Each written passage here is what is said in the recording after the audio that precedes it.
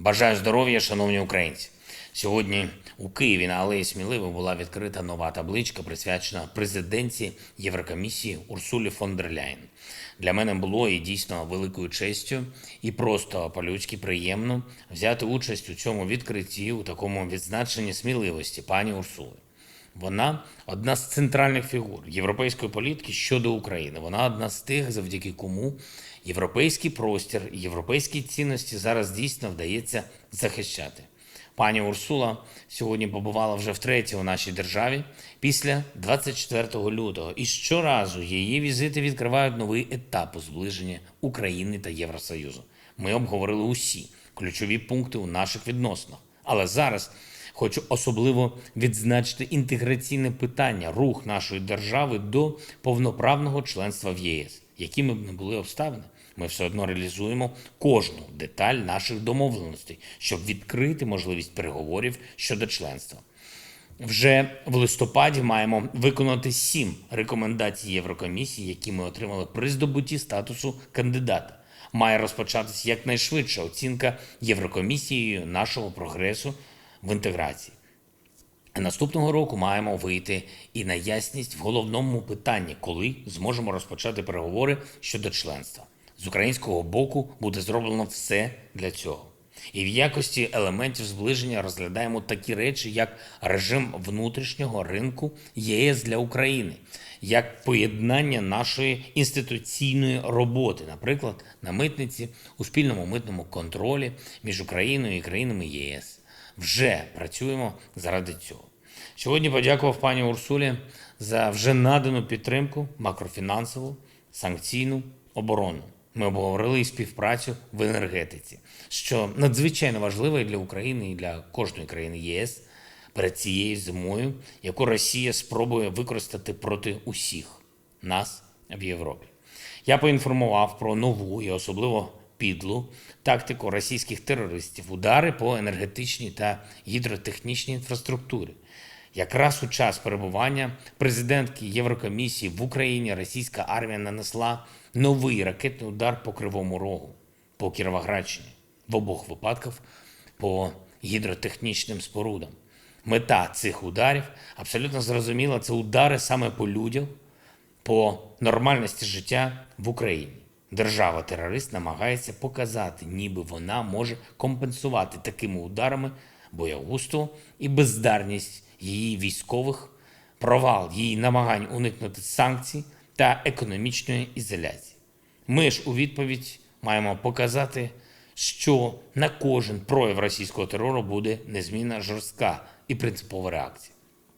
Тому і потрібен 8-й санкційний пакет ЄС. Ми про це говорили з пані Урсулою. Потрібне і принципове рішення Сполучених Штатів Америки по відношенню до держави-терориста, юридичне визнання цього статусу. І ми це, до речі, обговорювали нещодавно під час візиту у Київ держсекретаря США Ентоні Блінкена. Обговорюємо це питання і під час контактів з конгресменами. Потрібен прогрес в наданні Україні систем протиповітряної оборони. Ми вже маємо домовленості з певними країнами, наші дипломати працюють з іншими. Хочу підкреслити, що без надання нам достатньої кількості, достатньо ефективних систем ППО, які захистять українське небо, Росія і надалі відчуватиме безкарність і буде провокувати нові локальні і глобальні кризи. Тож захист України від російських ракет – це дійсно базовий елемент глобальної безпеки. Загалом підтримка України зброєю, снарядами, фінансами має вирішальне значення для миру в Європі. Чим якіснішу підтримку ми маємо, тим швидше закінчиться ця війна. Говорив про це з представниками провідних аналітичних центрів Польщі, Британії, Франції, Сполучених Штатів Америки, які прибули в Київ. Реальний захист свободи, наших спільних цінностей, вільного світу можливий зараз лише як наслідок перемоги України в цій війні. говорив про подальшу підтримку України із прем'єр-міністром Канади Джастіном Трюдо. Як завжди, дуже предметно, конкретно ми обговорили різні безпекові питання, зокрема російські ракетні удари, оборонну допомогу, тренування наших військових, перспективи розвитку ситуації на полі бою, відновлення критичної інфраструктури перед зимовим періодом. Я вдячний пану прем'єр-міністру за вже надану нам підтримку, зокрема фінансову, за кошти на закупівлю газу і за розуміння тих кроків, які ми маємо зробити, щоб зламати терористичні плани Росії.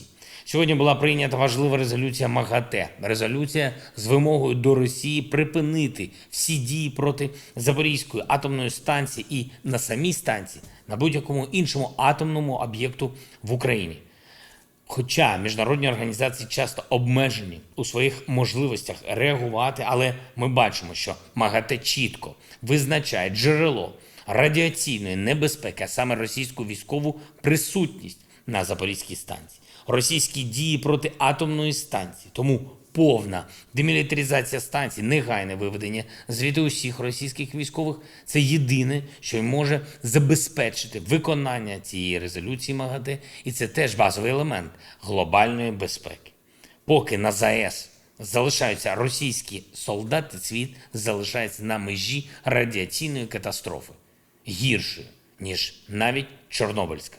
І це спільна відповідальність усіх в Європі та усіх в світі – прибрати російську присутність з території ЗАЕС. Хочу сьогодні подякувати усім представникам Державної служби з надзвичайних ситуацій, комунальним службам, нашим будівельникам, працівникам поліції, військовим, представникам місцевої влади, представникам бізнесу, кожному і кожній, хто задіяний в ліквідації наслідків російського ракетного удару, хто допомагає тим, хто постраждав від ударів у Кривому, на Кіровоградщині, у Харкові, в Запоріжжі, у Миколаєві, на Донеччині, в усіх містах і громадах, з яких Росія знущається за допомогою своїх ракет. Держава-терорист застосувала проти нас вже більше 3800 різних ракет. Але жодна ракета не наблизить Росію до її цілі. Підкорення України не буде. І кожна ракета наближає Росію до більшої міжнародної ізоляції, до більшої економічної деградації і до ще чіткішого історичного засудження. І наостанок, в Ізюмі, на Харківщині, знайдене масове захоронення людей. Необхідні процесуальні дії там вже розпочались. Більше інформації, чіткої, перевіреної інформації має бути завтра. Завтра ж в Ізюмі будуть журналісти, українські, міжнародні, всі. Ми хочемо, щоб світ знав, що реально відбувається і до чого призвела російська окупація. Буча, Маріуполь, тепер, на жаль, Ізюм. Росія всюди залишає по собі смерть і повинна за це відповідати. Світ повинен притягнути Росію до реальної відповідальності за цю війну. Зробимо все для цього. Вічна пам'ять усім, чиє життя забрали окупанти. Вічна слава кожному, хто воює за Україну. Слава Україні!